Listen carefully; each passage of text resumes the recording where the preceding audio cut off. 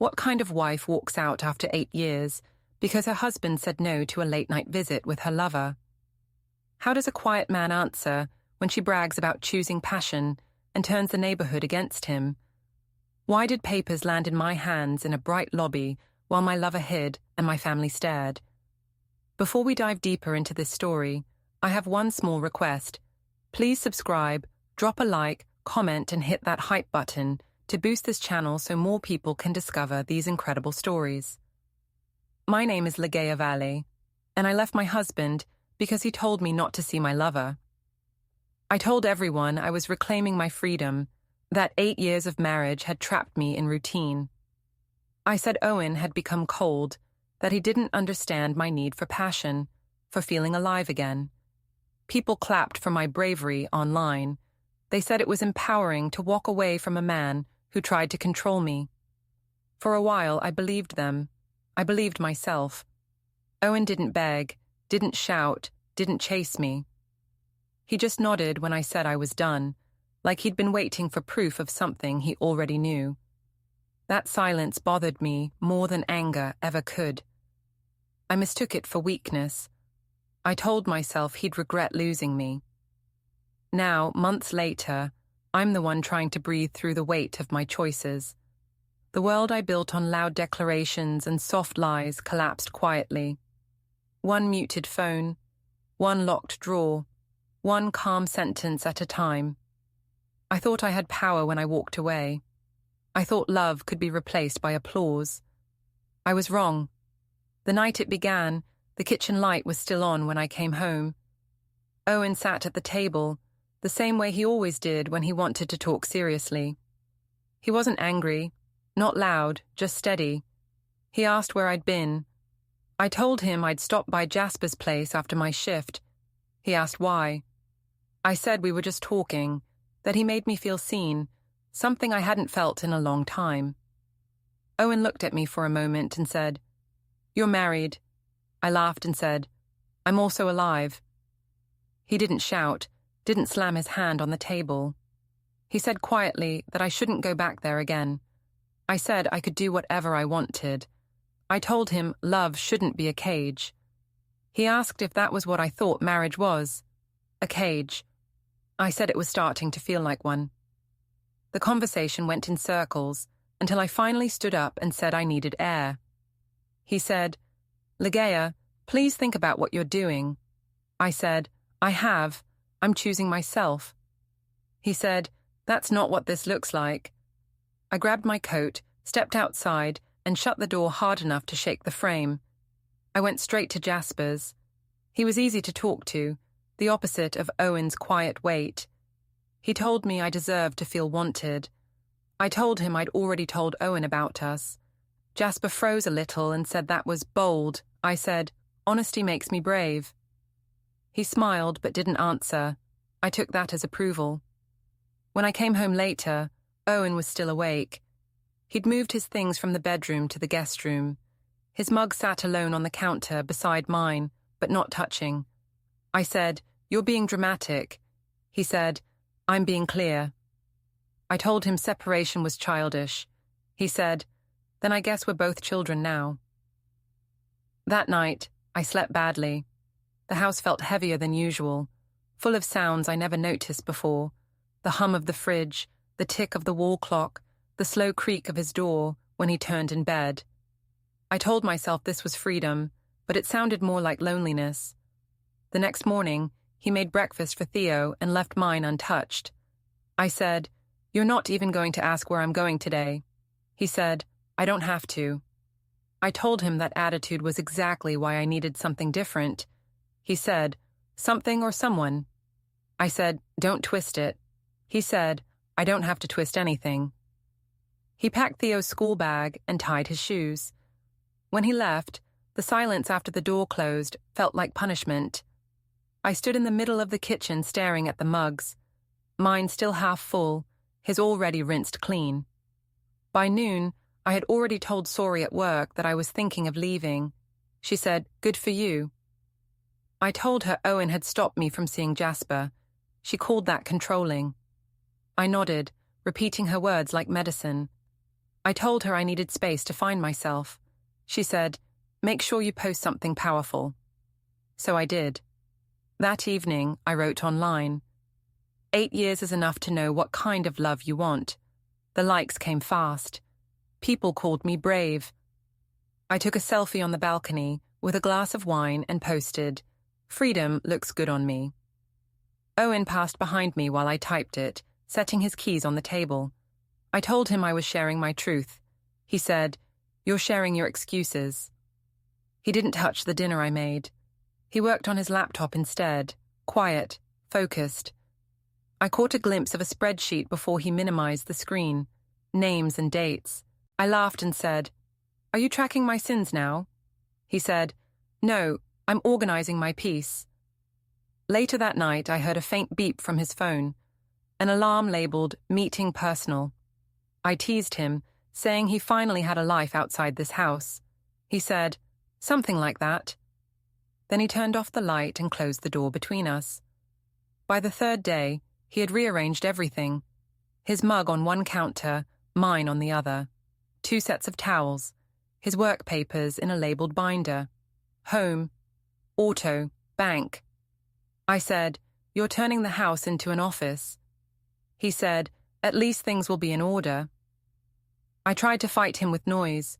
I called Jasper from the balcony and spoke loud enough for the words to carry through the window. I said, "He's not even trying to fix this." Jasper told me to calm down, that maybe I should wait before doing something drastic. I said, "Too late, I already told him I'm done." Jasper sighed and said, "Then you'd better mean it." When I went back inside, Owen was sitting in the living room, staring at a folded paper on the table. I asked what it was. He said, "Notes." I picked it up anyway. It was blank. I said, "You're not even writing anything." He said, "Not everything needs to be seen." That line stayed with me all night. I told myself he was trying to manipulate me with mystery. But it worked. I kept checking his desk, his phone, the bins, anything. Each time, it felt cleaner than before, like he was erasing himself carefully, not running, but preparing. At the end of the week, I told him I'd made my decision. I said, "I'm leaving. I'm tired of pretending." He said, "You don't have to pretend anymore." I expected him to beg, to panic, to fight. He didn't. He said, "Take what you need, just don't take what isn't yours." I laughed and said, "Everything here is ours." He said, "Not for long." I asked what that meant, but he didn't answer. He packed Theo's lunch for the next day and wrote a note to put in the bag. "See you soon, buddy." That night, I left again. I told myself I was walking towards something brighter. But halfway down the street, I turned back and saw the lights go out in the apartment. The quiet looked heavier than I imagined. When I came back later to pick up more clothes, the guest room door was closed, and a faint sound came from inside, the soft click of a drawer locking. The first week after I left felt like victory. I moved into a short-term rental near the gym where Jasper worked, a bright little apartment with bare walls and echoing rooms. I told myself the emptiness meant freedom. I posted photos of my new chapter, quoting things about courage and self-respect. People I hadn't spoken to in years left hearts and clapping emojis. Owen didn't react at all. Not a comment, not a text. That silence, it gnawed at me. Sori came by one evening with a bottle of cheap champagne. She said, "To being unshackled." I laughed too loudly, saying I finally felt alive. I told her Owen had been suffocating me. She said, "Then don't look back." I promised I wouldn't. But later that night, when she left and the flat went still, I checked his social page again. Nothing, not a word, not even a passive quote. Just stillness. At work, things got complicated. Mrs. Nadir, my manager, called me into her office. She said she had heard talk about my separation. I said, people loved gossiping about strong women. She said a client had mentioned seeing my online posts. I said it wasn't against any rule to share my truth. She sighed and said, "Just keep it professional here." The next day, I caught Sori showing someone a screenshot of one of my posts, the one where I wrote, "Marriage is not ownership, it's a contract of fear." They laughed softly. I acted like I didn't notice. That afternoon, a group of clients cancelled their appointments. Mrs. Nadir didn't say why, but I saw the worry in her face. I texted Jasper to meet for lunch. He replied hours later, "Busy today, maybe next week." I stared at the screen longer than I should have. I told myself he wasn't avoiding me, just busy. That evening, I messaged again. No answer. When I checked his social feed, the last post was from days before. By then, Owen had changed his phone number. I found out when I tried to send a message about Theo's school schedule.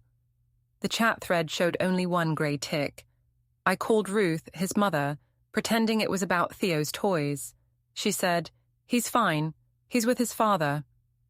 I said, "I just wanted to make sure he's okay." She said, "He's calm. Children take cues from adults." Her tone was polite, not warm. When I hung up, I saw a new photo online. Theo holding a balloon at the park, Owen standing behind him, smiling faintly. That smile cut deeper than anger ever could. I reposted the picture with the caption, "Happy they're getting time together." It sounded generous, but I only wanted people to see that I was still connected. The following weekend, I ran into Mara, his sister, at the supermarket. She said, "You look thinner." I said, "Freedom suits me." She looked at my cart, instant noodles, wine, nothing green. She said, "Sure." I told her Owen had been distant for years, that I needed to wake him up. She said, "You woke him, all right." I tried to laugh, but she didn't join in. That night I couldn't sleep.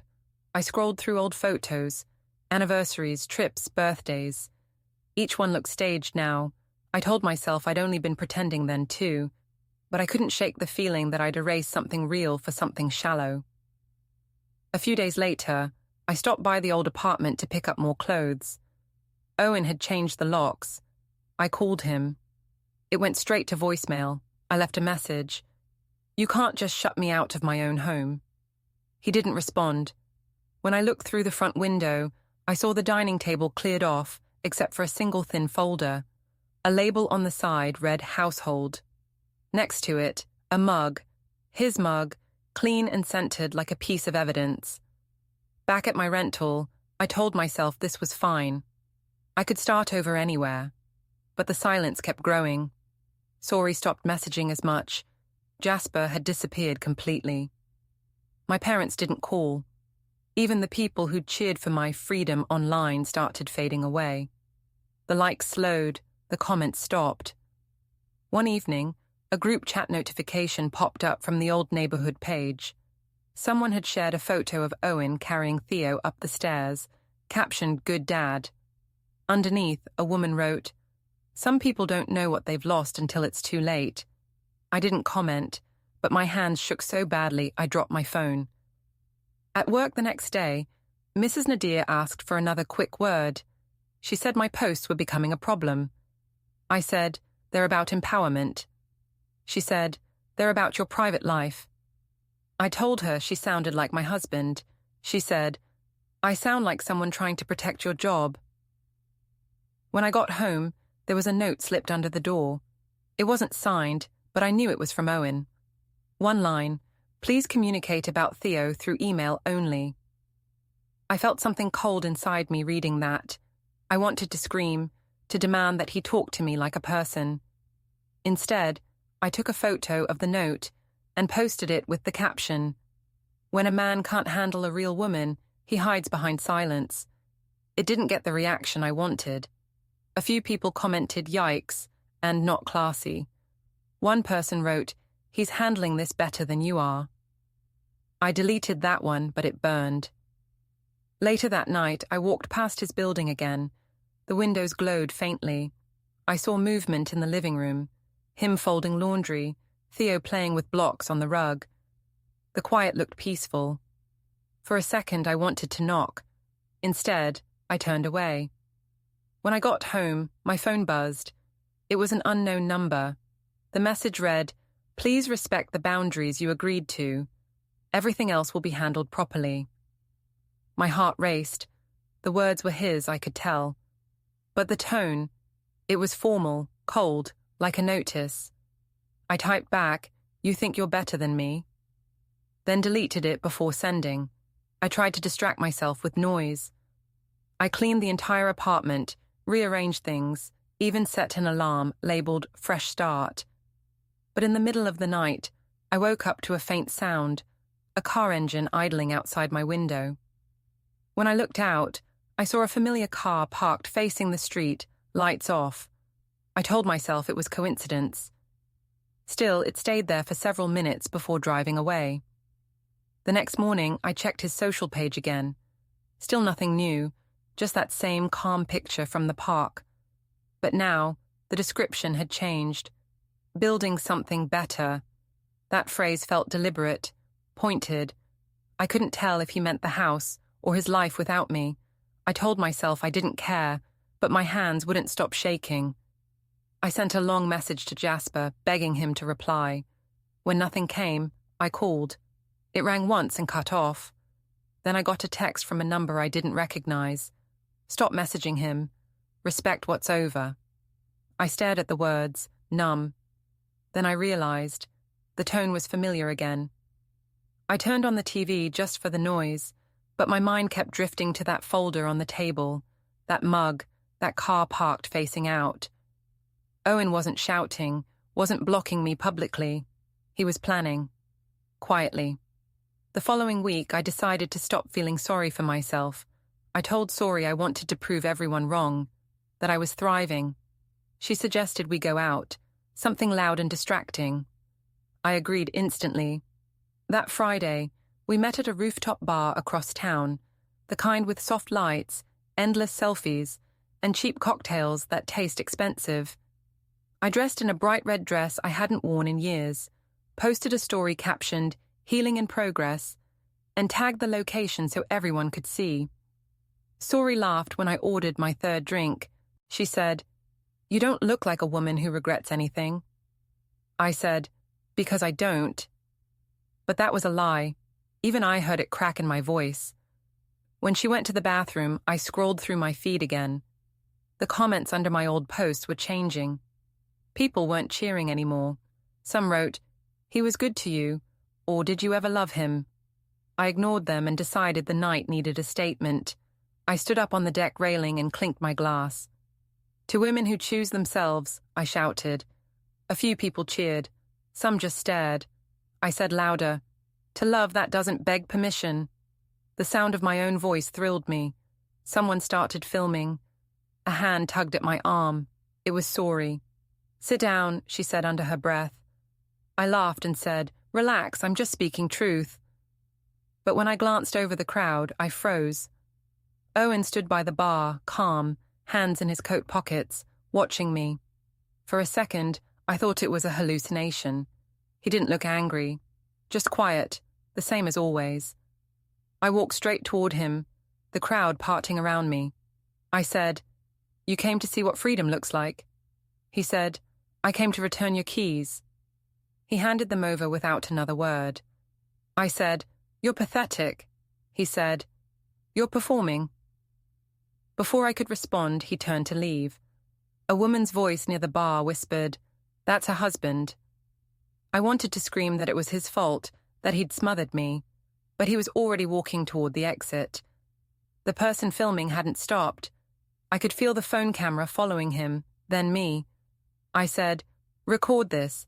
This is what control looks like." But the crowd only looked uncomfortable. When I sat back down, Sori didn't speak for a while. Finally, she said, "That wasn't smart." I said, "He embarrassed me first." She said, "No one saw him do anything." An hour later, I checked my messages. The neighborhood group chat had exploded. Someone had posted the video clip. The caption read, "She's making toasts about leaving her husband while he walks away." The comments were worse than I expected. Why humiliate him? This is hard to watch. Poor guy. I told myself it didn't matter. I typed a post. When you tell the truth, weak people call it humiliation. I hit send, then poured another drink. The next morning, my head throbbed. The video had spread beyond our neighborhood. People I didn't know were sharing it. Sori called and said, "You need to take it down." I said, "It's not my video." She said, "Then stop feeding it." I said, "I won't let strangers shame me." I went to the apartment to face Owen. He didn't answer the door. Through the peephole, I saw a package on the floor, labeled Utilities. It looked thicker than normal mail. I knocked harder, calling his name. A neighbor across the hall, Mr. Banak, stepped out and said, "He's not home." I said, "Do you know where he is?" He said, "Downtown, maybe." I asked how he knew. He said, "You can hear the printer every night. Smells like toner through the vents." The words chilled me. "Printer," I repeated. He nodded. I walked away, pretending I wasn't shaking. At work the next day, Mrs. Nadir called me into her office again. She said, "We received complaints." I said, "From who?" She said, "Clients. They saw the video." I said, "That's my private life." She said, "You made it public." I told her people just couldn't handle a woman being honest. She said, "They can handle honesty. They can't handle cruelty." I laughed, told her she was dramatic, and walked out before she could say more. When I got home, my phone buzzed with a new message. Meeting, personal. Downtown, 3:40 p.m. It wasn't from a number I recognized, but it looked like a reminder invite. I deleted it without thinking. That night, I couldn't sleep. I dreamed of Owen at the bar again, standing still, letting me shout into the wind. I woke to the faint hum of a shredder from somewhere below the floor, maybe his unit. The next morning, I saw him outside, walking to his car. I ran down the stairs barefoot and said, "You can't just ignore me forever." He said, "I'm not ignoring you." I said, "Then talk to me." He said, "I already did."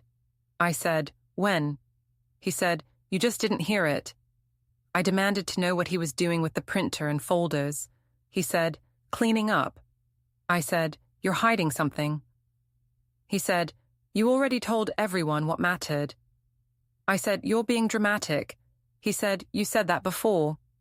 Then he locked the car and drove off. By that afternoon, even Sori had stopped replying to me. Her last message said, "Please, Ligea, stop posting about him. You're making it worse." I wanted to ask what worse meant, but I didn't. That evening, I opened my front door and found an unsealed envelope leaning against the frame.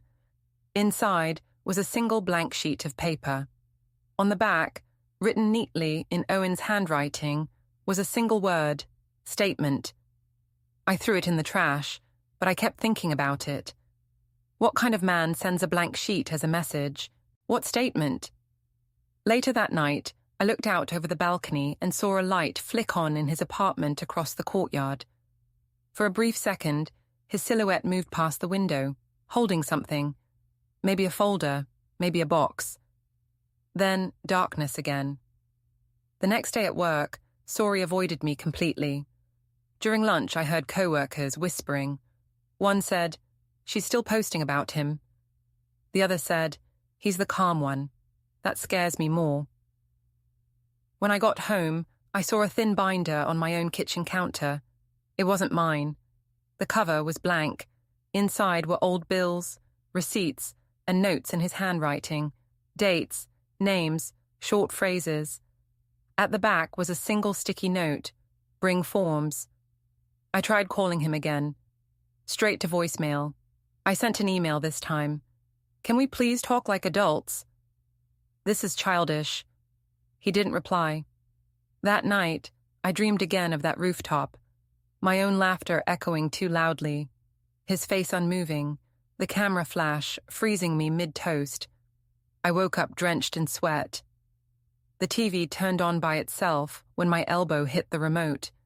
The sound startled me, but what scared me more was the silence after I turned it off. Then, just before midnight, my phone buzzed.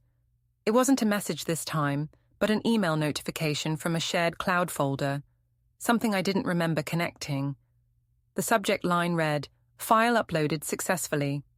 No attachments, no details, just that line. I stared at it until the screen dimmed. Somewhere across the courtyard, a printer started again, quiet but steady, page after page feeding out in the dark. A week later, Ruth invited me to Theo's birthday dinner at a family restaurant. I hesitated before answering.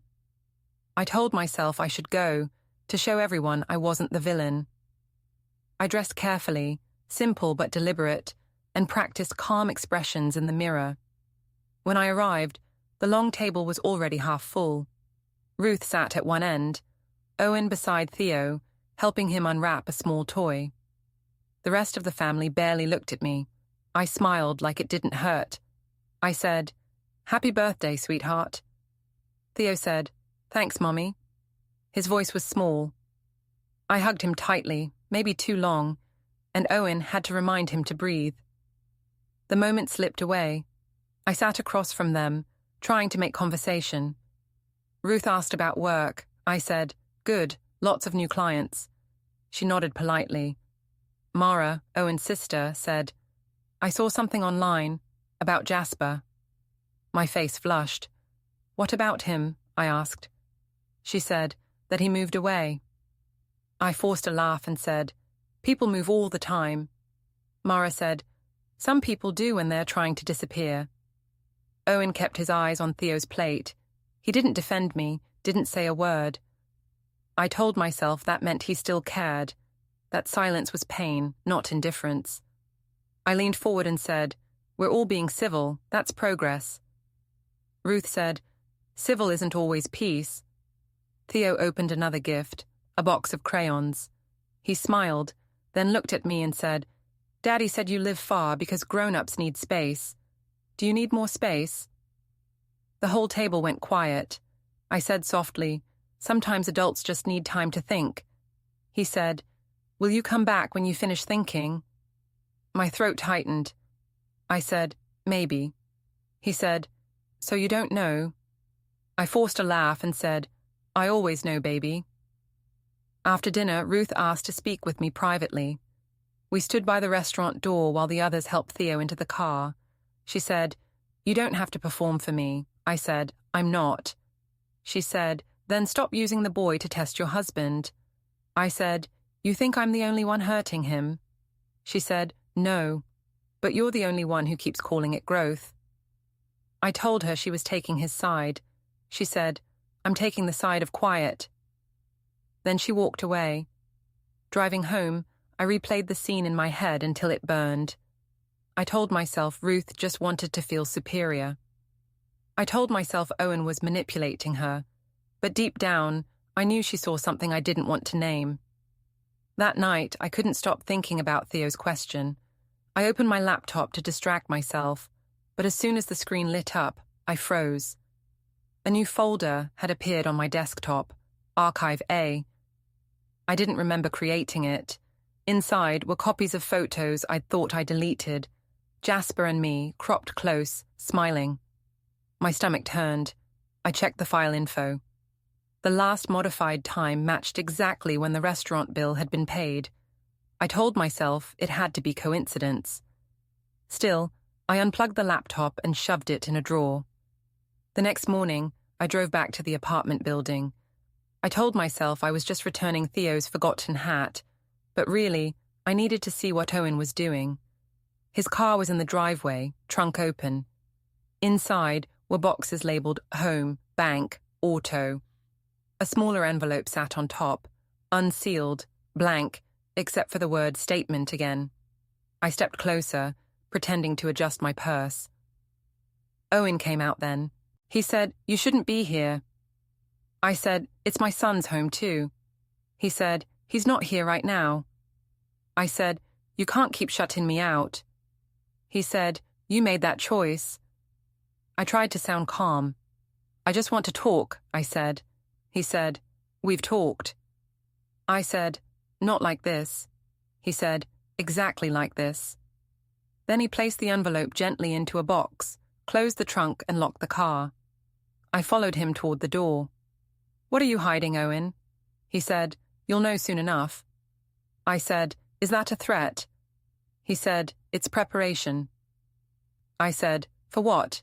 He said, For peace. He went inside and closed the door behind him. I stood there, staring at the faint reflection of myself in the glass. The house smelled faintly of printer toner again, even from outside. That evening, I picked Theo up for our scheduled time. He was quiet in the car, drawing on a pad. After a while, he said, Daddy has new boxes. He said they're important. I said, What kind of boxes? He said, Ones that make noise at night. I tried to laugh. What kind of noise? He said, Like a bee that forgot how to fly. My hands tightened on the wheel. You shouldn't listen to that, I said. He shrugged. Daddy said it's okay. It helps him think. Back at my rental, Theo drew pictures while I tried to focus on anything else. When he was asleep, I opened my laptop again. This time, another folder had appeared beside Archive A. It was labeled Archive B. I didn't open it. I couldn't. Later that night, a text came through, Owen's old number, somehow reactivated. It said only, Pick up tomorrow on time. Bring forms. I stared at the words until they blurred. I wanted to call him, to scream, to ask what this game was. But deep down, I knew it wasn't a game. It was order, structure, boundaries, everything he'd always had, everything I'd mocked. The next day, when I dropped Theo off, Ruth came to the door instead. She said, He's out for a meeting. I said, Downtown again. She didn't answer. I said, Does he ever talk about me? She said, Not anymore. Her tone was gentle, but the words crushed me. Not anymore. That meant something had shifted from grief to finality. I sat in the car outside for almost an hour, staring at the building. I thought about walking in, forcing a confrontation, but I didn't. Instead, I opened my phone and looked through our old texts. The last one from him was months ago. Take what you need. Just don't take what isn't yours. That night, I poured myself a drink and scrolled through my social page. I'd lost more followers. The comments were colder now, lectures about respect, reminders that the internet forgets nothing. One woman wrote, Your husband's silence speaks louder than your speeches ever will. I deleted the comment, but her words echoed in my head. Around midnight, I heard it again. A car engine outside, idling, headlights off. I went to the window, and this time, I saw him in the driver's seat. He wasn't looking up, just writing something on a clipboard. After a minute, he turned off the light inside the car and drove away. I barely slept. When I did drift off, I dreamed of envelopes falling from the sky, each labeled statement, covering me until I couldn't breathe. In the morning, Theo called from Ruth's phone. He said, Daddy said you can come next week if you want. I asked, Did he say why? He said things are going to be proper now. The word hit me like a bell. Proper. That was how he'd always said it. Calm, polite, final. I didn't see Owen for a week after Theo's call, but his presence was everywhere.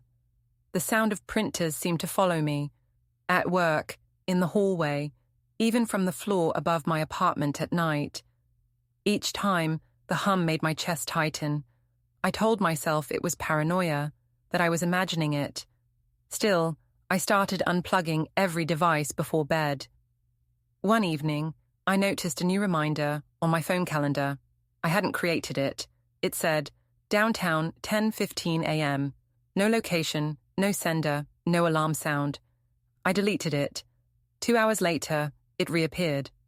That same night, I received an email with no subject line, just a single sentence. I hope you're ready to handle this properly. There was no signature, but I knew his phrasing. Always properly, always calm. The next morning, Sori came by for the first time in weeks. She looked nervous, standing at my door with a takeout cup in her hand. You should sit down, she said. My stomach twisted. She told me one of her co-workers had seen Owen at a downtown office building, carrying folders. He looked serious, she said, like he was preparing something. I said, he's always pretending to be the victim. She said softly, maybe he's done pretending. We sat in silence. I asked, do people still talk about me? She hesitated, then said, not like before. I asked, what does that mean? She said, it means they moved on. After she left, I went for a walk around the block. Every familiar thing felt distant. The trees, the parked cars, even the sound of children playing. I saw one of Owen's old friends across the street, Jonah, who used to come over for dinner. He looked right at me and nodded politely, but didn't cross. I called out, you can say hi. He said, I think it's better if I don't. The words hit harder than I expected. That evening, I decided to take control again. I recorded a video message, nothing dramatic, just me talking about personal growth, how leaving was an act of love for myself. I uploaded it to my social page with the caption, you can rebuild even if people try to erase you. It didn't go the way I hoped. The comments came fast, cold, sharp. Stop blaming him. We've seen enough. One said, he's handling it properly, just like he said he would. The phrase again, properly. That night, I couldn't sleep. I got up, walked to the kitchen, and noticed something out of place on the counter. A mug I hadn't used since the old apartment. His mug. Same chipped handle, same faint ring stain inside. I froze. Had Theo brought it, or Ruth, or had Owen been here? I checked the locks 3 times before sitting on the couch, holding the mug until my hand hurt. A few days later, I had to meet Owen to drop off Theo's school forms. It was mid-morning, the air heavy with summer heat. He stood outside a coffee shop, dressed in quiet grey, calm as ever. Theo was at Ruth's for the week, so it was just us. I said, we can do this without being weird. He said, I agree. His voice was careful, measured. I handed him the envelope. You could have emailed, I said. He said, some things are better on paper. I asked, like what? He didn't answer. He opened the folder, scanned the forms, and placed them neatly into his briefcase. Then he looked at me and said, I'm going to handle everything properly. Something in his tone made me step back. What does that mean? I asked. He said, you'll see soon. I laughed nervously. You sound like you're threatening me. He shook his head. No, I'm freeing myself. For the first time, I saw a faint smile. Not cruel, not triumphant, just tired. Then he turned and walked away. I stood there for several minutes before realizing people were watching from inside the cafe. I hurried home, heart racing, but as soon as I reached my apartment, I noticed a thin package at my door. No sender, no label, just a blank envelope, sealed this time. Inside was a single USB stick, written on it in small black pen, July 8th, draft. I threw it into a drawer without plugging it in, but all night, the thought pulsed in my head like a clock. Draft. Of what? The next morning, I opened my laptop. A CloudSync alert popped up again. File uploaded successfully. I checked my folders. Archive C had appeared now, right beside A and B. I hovered over it but didn't open it. At noon, Ruth called. Her voice was quiet but steady. She said, he wanted me to remind you about tomorrow. I said, remind me about what? She said, he said you'd understand. I wanted to scream. Instead, I said, is Theo okay? She said, yes, he's calmer now. Routine helps. I asked, has Owen said anything about me? She paused before saying, only that he's doing what's right. I hung up before she could say more. My hands were shaking so badly I almost dropped the phone. Later that evening, I met Sori again. I told her about the mug, the folders, the USB stick. She said, he's documenting things. I said, for what? She said, for protection maybe, for proof. I said, he's trying to ruin me. She said, no, I think he's protecting himself. That sentence hit like a stone. When I got home, I checked the calendar again. A new reminder had appeared. Paper drop 9:05 a.m. My chest tightened. I turned off my phone, but the reminder came back when I powered it on. That night, I poured myself a drink and tried to write an apology post, something about reflection and mistakes, but every sentence sounded fake. I deleted it all. The only thing I left on the screen was, "Some things can't be fixed once the other person stops speaking." I saved it in drafts. I didn't sleep. Around 2 a.m, I heard faint noises through the wall again, the soft whirring of his printer, the click of paper being stacked. Then silence. Then faintly, a car door. I ran to the window. His car was gone this time, but a single envelope sat on the passenger seat of my own car parked below. I couldn't make out the writing, but the corner had the same fold as the others. I didn't go down. I just stood there, staring at it until sunrise. By morning, the envelope was gone. That day, I went through my apartment collecting everything that reminded me of him. The mug, old mail, a tie he'd left behind, and stuffed it all into a box. I taped it shut, wrote "done" on the top, and left it by the door. But when I turned around, something else caught my eye. The USB stick I'd thrown into the drawer was now lying on the counter. I hadn't touched it. I picked it up and held it tightly. For a moment, I thought about breaking it, about ending this invisible game. Instead, I placed it carefully beside the mug on the counter. Something about that pairing felt final. That evening, I got another text. No number this time, just a notification from an unknown sender. "Tomorrow morning. Office tower lobby, 9 sharp." I told myself it was spam. But deep down, I knew. The word properly had become a countdown. The morning air felt heavier than usual, like the city itself knew something was about to shift. I woke before the alarm, heart already pounding. The reminder still glowed on my phone screen. Office tower lobby, 9 sharp. I told myself I wouldn't go.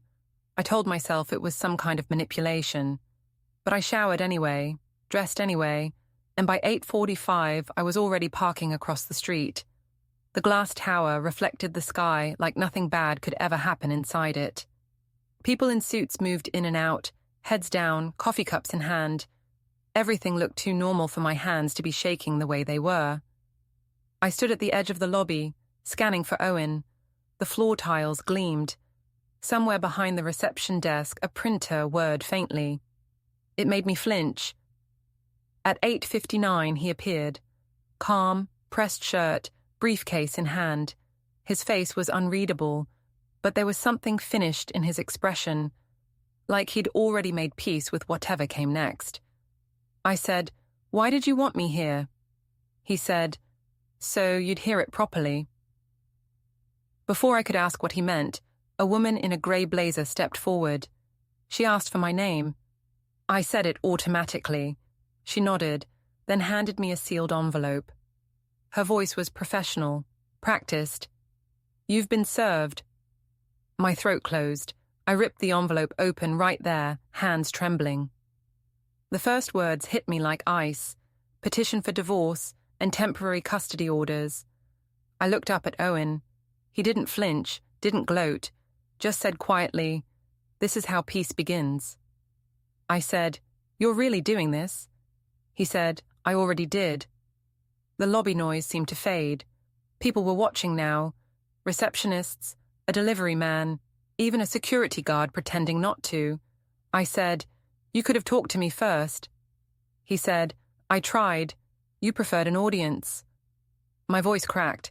"You can't take Theo from me," he said. "The court will decide what's fair." I wanted to scream that he was cruel, that he'd made me act out, that I'd only done what anyone would if they felt trapped. But all I could manage was, "I loved you." He looked at me with calm eyes and said, "You loved the version of yourself that needed me to forgive her." I didn't know what to say. I stood there holding the papers, like a child clutching a broken toy. Around us, footsteps passed, doors opened, phones buzzed. Ordinary life went on while mine froze. He adjusted his briefcase strap. You can call the number on the first page, he said. They'll explain everything. I said, You think you're so righteous? He said, No, I just stopped explaining myself. The printer behind the reception desk spat out a fresh page, sharp, deliberate. The sound sliced through the silence between us. He turned slightly toward it, then back to me. Take care of yourself, Ligea, he said. And don't worry, it's all being handled properly. The words hit harder than shouting ever could. I said, You're really walking away from 8 years? He said, You walked first. I'm just locking the door behind you. He walked past me, out the revolving doors, sunlight flashing briefly across his face. I wanted to follow, to drag him back inside, to force him to look at me. But my feet wouldn't move. Someone nearby whispered, Is that her? The one from the video? I turned sharply. A woman was showing a clip on her phone. The rooftop toast, my raised glass, Owen's quiet figure walking away. I grabbed my bag and left before they could look up. Outside, the city was too bright. The papers in my hand fluttered in the wind. I ducked into a nearby cafe and sat in the corner, trying to read through the blur of tears. The language was simple but final. Division of property, custody proposal, request for mutual restraint order. Each word felt like a door closing. At the bottom of one page, I noticed something handwritten in neat blue ink, his handwriting. Just 3 words, no more noise. I don't know how long I sat there. Eventually, the barista asked if I was okay. I nodded, left the papers on the table and walked outside. My legs felt heavy, like I was moving underwater. Across the street, Owen stood by his car talking to someone in a dark suit. He glanced at me once, just once, and then looked away, as if I were already part of another life. I crossed halfway toward him, stopped at the curb. I wanted to say something, anything. But the light changed, traffic surged, and he got into his car. I stood there, clutching the envelope, watching him drive off without looking back. My phone buzzed. A notification. File uploaded successfully. I opened the screen. A new shared folder had appeared. Final archive. I tapped it. Inside was a single photo. Me, from the rooftop, frozen mid-toast. Below it, one line of text in his familiar handwriting scanned onto the image. Peace is quiet. My hand went numb. I wanted to delete it, but couldn't. It wasn't cruel. It was closure.